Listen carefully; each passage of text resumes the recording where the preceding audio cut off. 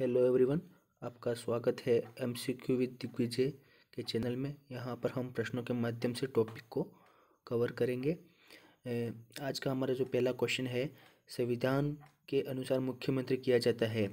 Option A चयनित, option B निर्वाचित, option C नियुक्त या फिर ऑप्शन डी मनोनीत। तो हमारा जो उत्तर होगा ऑप्शन सी नियुक्त। तो ध्यान रखिएगा, कभी भी जो मुख्यमंत्री है वो नियुक्त किया जाता है राज्यपाल के द्वारा।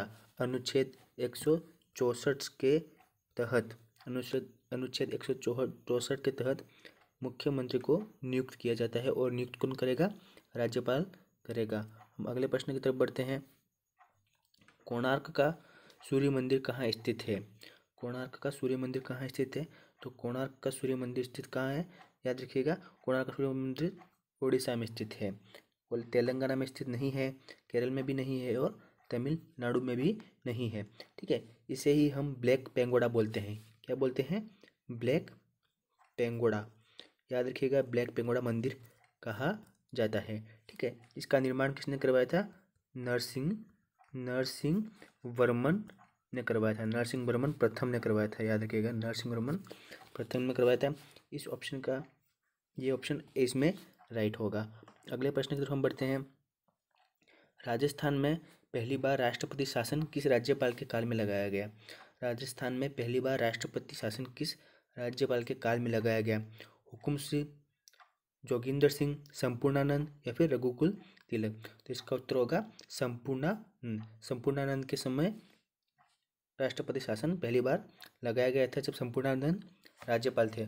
उस समय मुख्यमंत्री कौन था अगर पूछ लिया तो इसका ध्यान रखिएगा, मोहनलाल सुखाड़िया। ठीक है, मोहनलाल सुखाड़िया जी।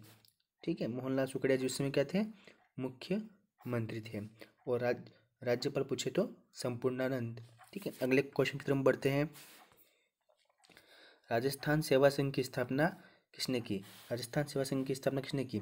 बलवंत सिंह ने की, विजय सिंह पथिक ने की, जय नारायण व्यास ने की या हरिभाऊ उपाध्याय ने की। तो ध्यान रखिएगा, इसकी जो राजस्थान सेवा संघ की स्थापना विजय सिंह पथिक के द्वारा की गई है। ठीक है, इनका मूल नाम भूप सिंह था। ठीक है, और ये यूपी के बुलंदशहर से रहने वाले थे। इन्होंने ही ऊपरमाल पंच बोर्ड की स्थापना की थी। किसकी? ऊपरमाल पंच बोर्ड। आपको याद रखना है, ऊपरमाल पंच बोर्ड की स्थापना की गई थी 1917 में की गई थी विजय सिंह पथिक के द्वारा। ठीक है, और राजस्थान सेवा संघ की स्थापना भी किसके द्वारा की गई? विजय सिंह पथिक के द्वारा ही की गई है। अगले प्रश्न की तरफ हम बढ़ते हैं। राजस्थान राज्य मानवाधिकार आयोग का गठन कब किया गया? क्वेश्चन को ध्यान से पढ़ना है। राजस्थान राज्य मानवाधिकार आयोग का गठन कब किया गया? तो ध्यान रखिएगा, इसमें जो ऑप्शन दे रखे हैं 1993, 1995, 1997 या फिर 2000 में। तो ध्यान रखिएगा, राजस्थान राज्य मानवाधिकार आयोग का गठन 2000 में किया गया है। कब किया गया है? 2000 में। ठीक है, यहाँ पर आपको एक ऑप्शन और कंफ्यूज कर सकता है, वो है 1993। ध्यान रखिएगा, इस दिन 1993 में राष्ट्रीय मानवाधिकार आयोग, ठीक है, राष्ट्रीय मानवाधिकार आयोग का गठन किया गया था। लेकिन हमको ये याद रखना है कि यहाँ पर सही उत्तर होगा 2000 में राजस्थान राज्य मानवाधिकार आयोग का गठन किया गया था। हम अगले प्रश्न की तरफ बढ़ते हैं। मुख्य सचिव की नियुक्ति किसके द्वारा की जाती है?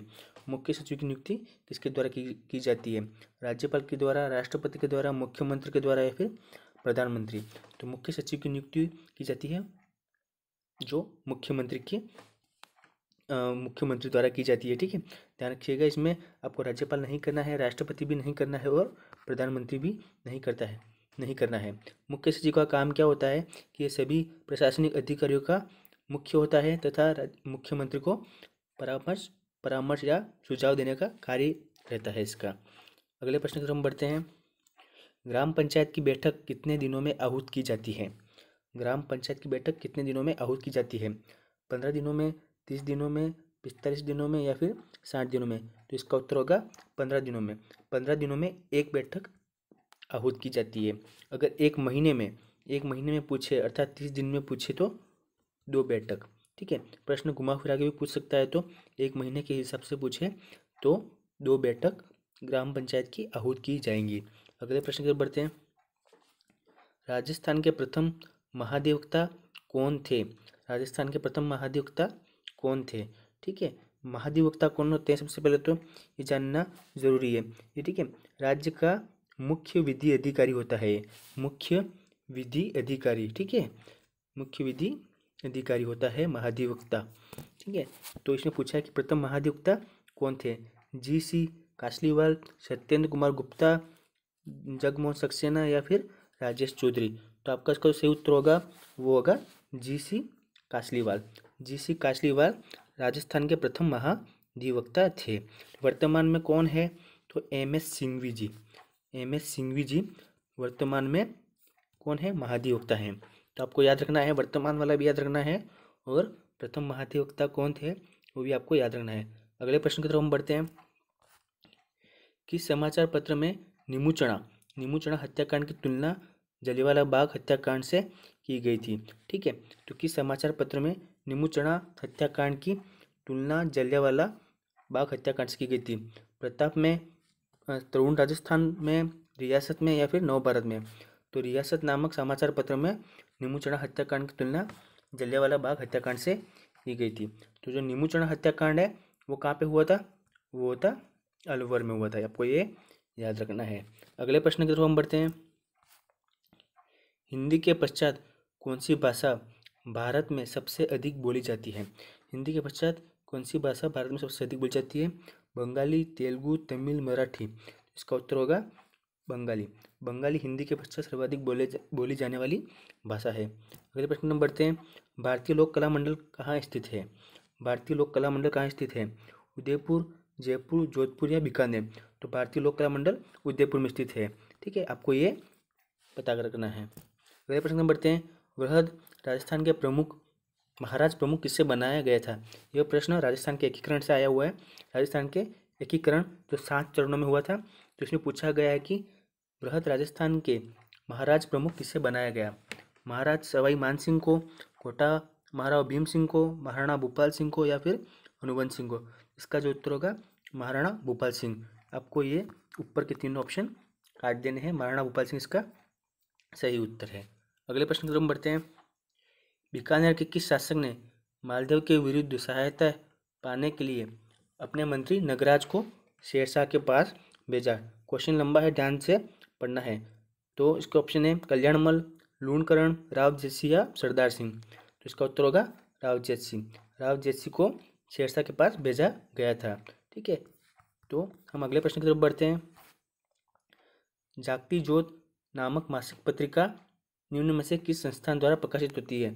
तो जागती ज्योत पत्रिका किस संस्थान द्वारा प्रकाशित होती है? मासिक पत्रिका थी, तो क्या ये राजस्थान साहित्य अकादमी से प्रकाशित होती है, राजस्थान सिंधी अकादमी से प्रकाशित होती है, राजस्थान ब्रज भाषा अकादमी से, या फिर उपयुक्त में से कोई नहीं?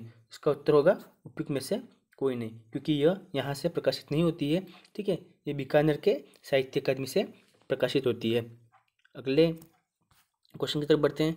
राजस्थान में तेरापंथ संप्रदाय की स्थापना किसने की? राजस्थान में तेरापंथ संप्रदाय की स्थापना किसने की?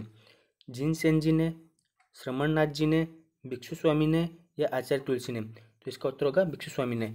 तेरापंथ संप्रदाय, ठीक है, श्वेतांबर जो जैन है, ठीक है, श्वेतांबर जो जैन है उनका संप्रदाय तेरापंथ संप्रदाय कहलाता है, और इसकी जो स्थापना की थी वो भिक्षु स्वामी ने की थी।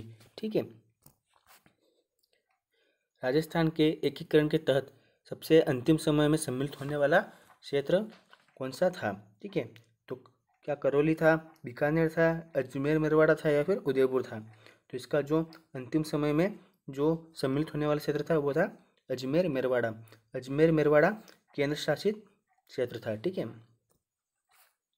हरमाड़ा का युद्ध किसके बीच में हुआ? हरमाड़ा का युद्ध किसके बीच में हुआ?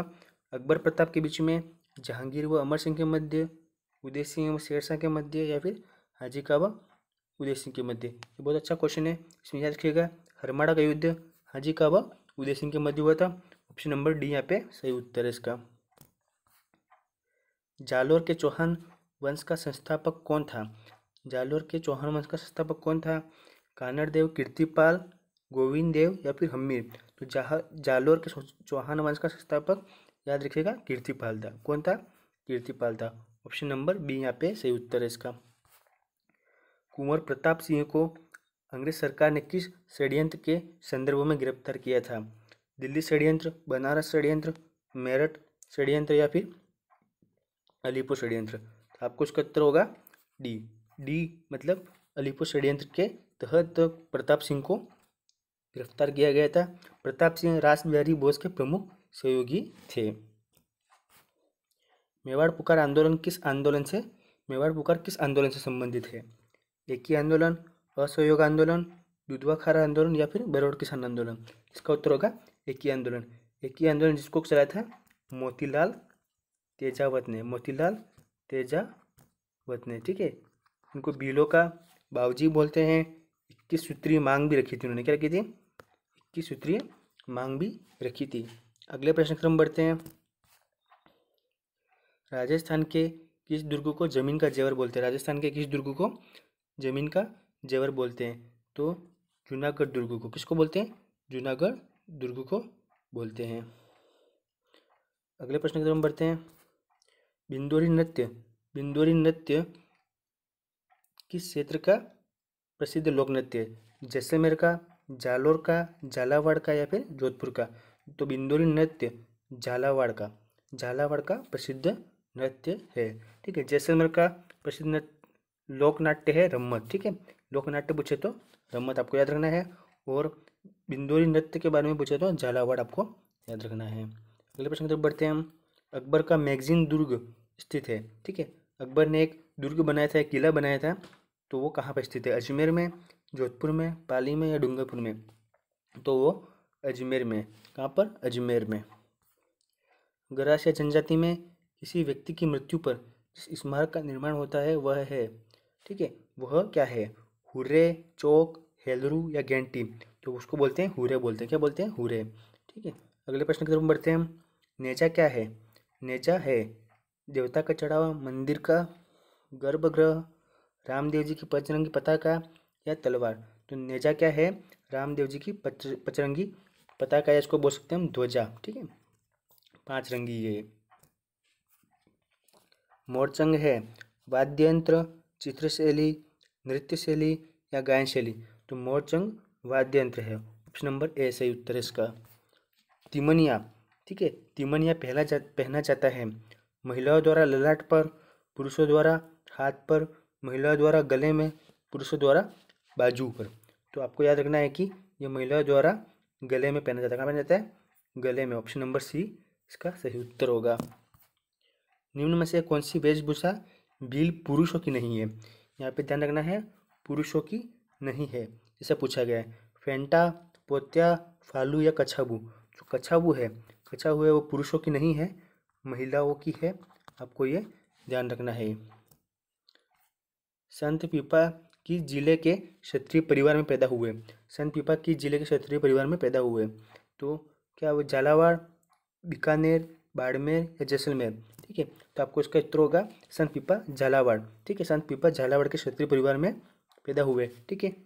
दर्जी समुदाय के ये आराध्य देवता हैं, ठीक है, समुदाय के ये देवता हैं, कुल देवता हैं ये, ठीक है। अगला लास्ट प्रश्न है, निम्न में से पूरा पाषाणकालीन स्थल नहीं है। निम्न में से पूरा पाषाणकालीन स्थल नहीं है। डिडवाना, बागोर, तिलवाड़ा या फिर कालीबंगा? ठीक है, तो इसका उत्तर होगा कालीबंगा। कालीबंगा पूरा पाषाणकालीन स्थल नहीं है। बाकी डिडवाना, बागोर और तिलवाड़ा तीनों पूरा पाषाणकालीन स्थल है। तो हमें यहाँ पे नहीं है पूछा है, तो ऑप्शन नंबर डी यहाँ पे इसका उत्तर होगा, ठीक है। तो हमारे यहाँ पे जो वीडियो की श्रृंखला है, सॉरी प्रश्नों की श्रृंखला है, वो समाप्त होती है। वीडियो देखने के लिए धन्यवाद।